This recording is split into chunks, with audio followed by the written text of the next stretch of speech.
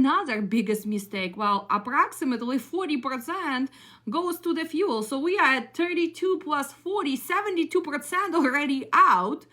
Then if you have high insurance, your payments are high, you not really know how to dispatch well, you actually now running the charity business. I don't know how you guys still survive in there.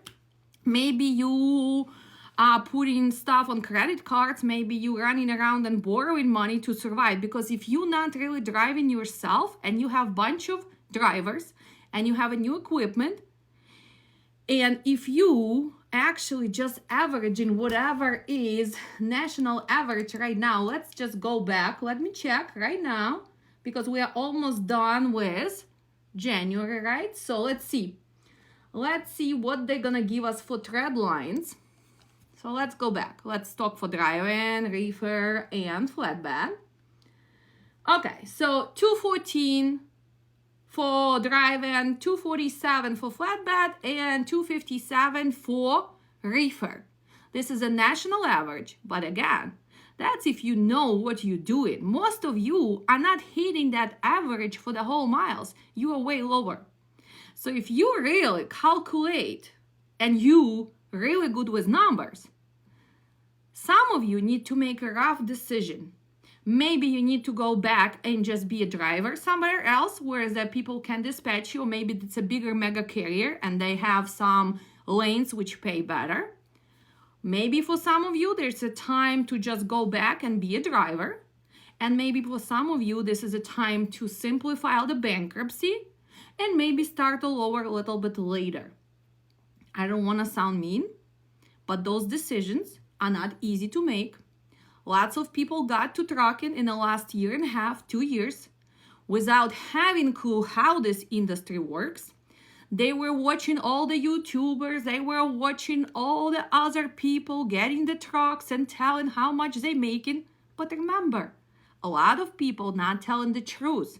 And when you ask them to show the proof how much you made off the truck, which you're not driving, which you bought for $200,000, when you have a brand new MC, when you have outsourcing company which has no clue how to actually connect the loads, did you really make money?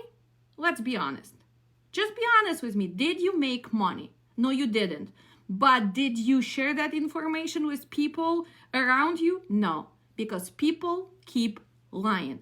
Come to trucking. You buy 5 trucks and you're gonna make money. I see the reality every day. You know how many times I have students in my class who got into trucking that way, and unfortunately, they had to get out and they lost lots and lots of money. So my message for you, learn this industry, learn how to calculate operational cost, see what's going on now, and only then decide if that's something you can handle. For people who are already in the market right now, for people who need to survive, well, maybe learn how to do it better. Maybe look what can be cut, right? Maybe you need to switch the markets. Maybe you need to switch equipment. But you still need to freaking sit down and look at your numbers. Especially, this is a great month, right? How many of you don't even know if you really made money as a company in 2023 or not? Because most of you not really looking at the numbers weekly, monthly, you hoping that you're making money, but after you probably gonna see your accountant, you're gonna have a tough few days because or you lost a lot of money, or you barely made it, or the decisions that you made did not make sense to get an extra equipment when you don't even know how to hire drivers, or hopefully you were smart enough and you change the way you were running business. Maybe you changed the markets, maybe you went to the shorter miles, maybe you actually improve your dispatch and other stuff, right? So hopefully you still survive 2023. But let's go back. So just remember one fact: 300,000 new jobs are created in logistics related jobs. So There's an opportunity for people, the young generation, for people who switching careers, for people who looking for the new adventures. There you go. Truck in the industry, which is offering you new opportunities. And always, as I am saying in my class, trucking is not going anywhere. America is not going to be able to survive without trucks. And unfortunately, you like it or you do not like it, but you still need to have a pro dispatchers to help you to move all this freight, right? You still need to have a pro drivers who actually can help country to move. Because we're gonna go to the next fact.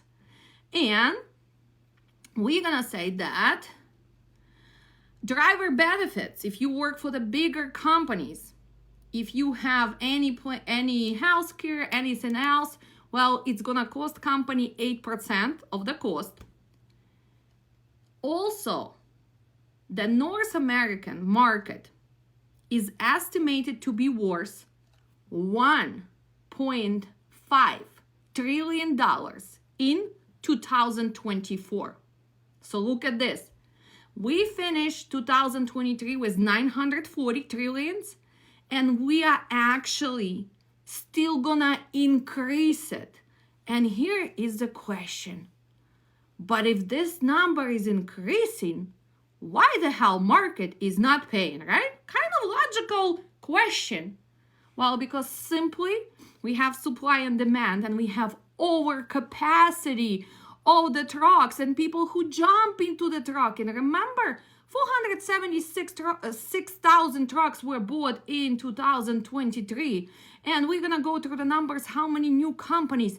So simply supply and demand. But that doesn't mean that the industry is not growing. It does not mean that spending for moving freight is not increasing. So you need to logically understand.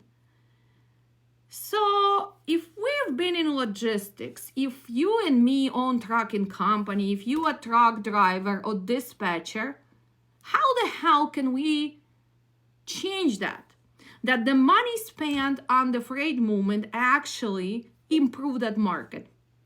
And I can tell you this, only with us sticking together and saying no to cheap freight. Only together we can show them, well, we cannot run charity loads. So it starts simply with every dispatcher. If we're gonna start saying no and they cannot move freight, eventually the brokers have to ask for more. They ask for more, well, they have to pass stuff for us. Not one person can change this market. Not two people can change the market. Not 1,000 people can change the market. But all together, if we would start negotiation and actually turn down some contracts and being together in this, we can change the market. And this is my opinion, guys. So in